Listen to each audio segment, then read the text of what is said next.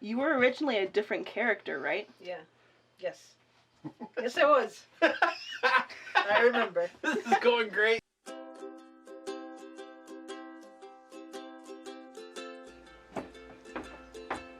Oh, hey! That's where I put the camera just a second before I walked in so I could film this. Welcome to our final, hopefully final, promo for our feature film, Influenca. We shot most of this right after the very final scene was filmed, and I've been thinking about this exact shot for like years. We had all our main actors there. We had a bit of champagne, loosen everyone up, celebrate. So get ready to see them, and also, also him. You know, so you're welcome. Slash, I'm sorry. What would you say to make people want to watch this movie? It's very fun and interesting and unexpected, and the dialogue.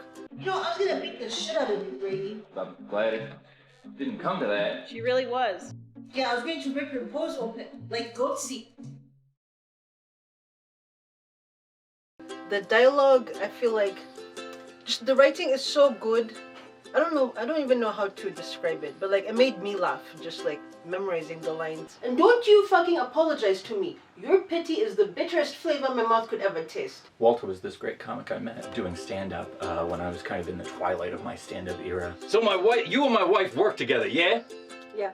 Wait, I'm not grown. And it's a lot of fun and just upbeat. It's like a mystery, love, romance type thing. I don't know. You'll see. You'll see. I would describe the film as a romantic comedy in a lot of ways. Really shit got me into photography. He posted literally every day. We can meet up somewhere. There's a lot of somewheres out there, you know? A mystery as well. Fair amount of existential dread in there. Yep. And some magical realism peppered in at the end, which I think is really going to take your breath away. I don't know you. How would you steer people away from this movie? Directed He's by in Ian it. Milheim, and written. So that's you look like you were the first to eat ass, honestly. Under bridges and in parks at 3 a.m. It's important work, the research. So you and Ian and Cameron, not pictured, did a sitcom together and mini skits 15 years ago. Then Ian started editing them all a few years ago and cast you in the lead of a movie. What was that like? You can use as many bad words as you want. Well, you fucking cocksucker. It was different. It started out, Ian was just it was supposed to be like another skit, like a 10-minute skit. Kept expanding on it. It's got a nice cohesive story, but it was kind of filmed just like a bunch of different skits, so. It wasn't like a skit. He would say that. He was just an actor. I've been doing this pretty constantly for 4 years now. At the beginning, or so first frame, yeah. Not just that, but editing, scripting. So every time everyone got together, it was my ass. I had to make sure everything was taken care of. People were fed. People were happy. I fed people a couple times. There were some pizzas. And surprisingly little depth. It's the pizza. He graced us with his presence about 7 times in the past 4 years in the entirety of this shoot. I don't think it felt like a skit. No. Was Citizen Kane a skit? Maybe to God. We've been doing it for so long, filming and stuff, it just seemed like the next step. We did a sitcom, yeah, and basically finished it. Jesse and I got increasingly comfortable just being in front of the camera, being in front of the lens, looking past it. That never left us. Thinking about trekking on the Appalachians. Really? The mountain region? Benson said it takes 6 months. What if you go slow? Well, you can't sprint the whole time. You could go a little faster. What happened was another spot opened up, a bigger spot.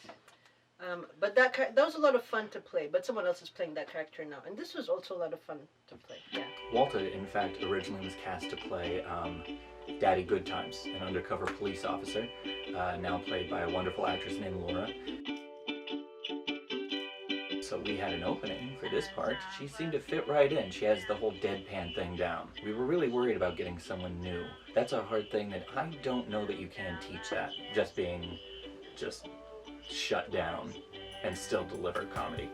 But she really nailed it. Fuck quiet dignity. I'm not making a silent film here. So how did you two meet? I don't remember. High school. Was it? Yeah. No, was it the newspaper? Yeah. Basically, I cast myself because we didn't have any other actors. And Same for Jesse. And the views don't hurt.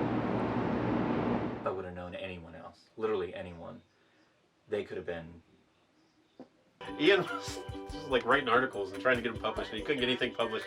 And I gave the guy like a 5-page story, a short story that I wrote, and he just put it in, no questions asked. Ian was so pissed and jealous. I wrote about the Iraq War. I was like, I don't think this is a good idea, y'all. They were like, no. And I gave you my script that I wrote when I was 12, the Star Wars script. The Verge, right? The Merge. Merge, yep. Absolute shit. It was something. I wrote it when I was 12. I kept the same production company name. Apparently didn't have any better ideas in the intervening decades. There it is in space. The spaceship. Here's some notes from my mom. You'll notice the first one says, "Why Star Wars?" Well, Mom, it's a Star Wars fan film. So... No. When we used to be friends, you were young. Your skin was smooth and shiny. Like a Fabergé egg. You were brilliant. You could have gone on to do anything. Anything, this guy. But then some time went by, didn't it? Yeah. And then more time went by, didn't it? Your friend Ian, he asked you to be in a film and you said yes. And I just want to hear you say yes again. All right? Because, and if you don't, I have a gun. I have a loaded gun. You like being in the movie, right? Yes. All right. I'm going to get the gun anyway. That sounds like you, Ron. I love my gun. It's all I care about. Just loves cocking that thing all the time. I had a kid, but I also had a gun, so that didn't last. My dead cat's actually in this movie, Grendel. Not a speaking role. Her voice was too far gone by that point. She could still meow, purr, but just sentences were no longer... Where's your wife, Grandma? She's undisclosed. Really? Does this have something to do with the gun that you have? I never said anything to you about a gun. I don't know where that rumor got started. Does anyone want to come to my my Requiem for a Dream party later tonight? It's got my favorite line of all time in there. Ass to ass. Just an old man mumbling. Ass to ass. Yeah. It speaks to something deep inside me. You have a favorite movie line? I want to fuck. It's my big dick. Everybody get fucking ready now. You see that one? That's what I say every time I go to the orphanage. That's the way your wife left. Who's to say she left? She wasn't able to leave. Miseried her. You ever see that Kathy Bates movie? About Schmidt? The majority of my part is actually played in this. You know. It doesn't smell good. Well, I mean, at this point it smells basically like me. No, he started all the clubs. Astronomy club, chess club. We had like 50 members on that one day, so everyone could go to COSI. We didn't learn anything there. It's just you could lift a car. You could ride a bicycle on a wire. Science, baby. Science. I see your dick from here. Nice, huh? No, It's hairy. it's too much of a bad thing. You like my bald? I like all the You cat like all my hair. bald? Yeah, the cats, they get up there. So fucking scraggly. They perch. Ah, I can see that. I'm a nice perch. Birds, other animals. I love Grom. He's very lovable. I'll get more stuff in the coming days just with him and I'll put it all together. Hey, so insane thing just happened. I was about to finish editing this promo reel and we got some news.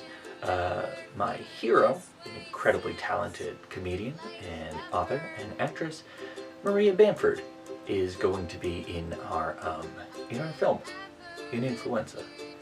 So, I don't know. I don't know what happened. Yeah, we got the footage. It's in. All right. Coming out like next month. Coming out soon. We'll have a premiere. Okay. Love everything. Love the world. Bye.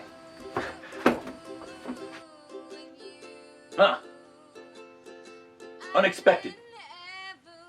Maybe you wanna change the name of the movie to 35-year-old asshole makes good.